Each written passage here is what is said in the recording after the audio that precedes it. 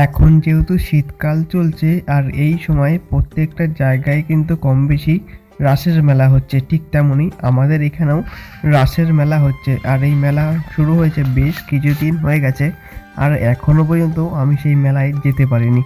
সেদিন সন্ধ্যাবেলা আমি আর আমার বান্ধবী হঠাৎ করেই বেরিয়ে পড়লাম মেলায় যাওয়ার জন্য। আমি আজকে প্রথম দিন মেলায় গেলেও আমার বান্ধবীর তার কিন্তু আজকে দ্বিতীয় দিন মেলায় যাওয়া। মেলায় যাওয়ার কথা শোনার পর থেকে ওর মুখের হাসি একদমই থামছিল না। যাই হোক, তোমাদের সাথে কথা বলতে বলতে ফাইনালি চলে আসলাম মেলায়। বাইরে থেকে দেখে ভাবছিলাম মেলায় খুব একটা বেশি ভিড় নেই, কিন্তু ভিতরে এসে দেখি এখানকার অবস্থা ঠিক এই রকম। মেলায় আসতে না আসতেই এইদিকে বাচ্চাদের মতন পুতুল দেখতে শুরু করে দিয়েছে।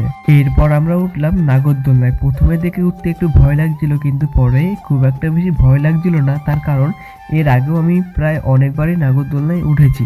মেলার ভিতরে আমরা তেমন কিছু খাইনি, তাই মেলা থেকে বেরোনোর পর আমরা চলে আসলাম মোমো খেতে। এইখানে বসে বসে এখন আমরা ওয়েট করছি, এবার দেখা যাক কখন আমাদের খাবারটা আসে।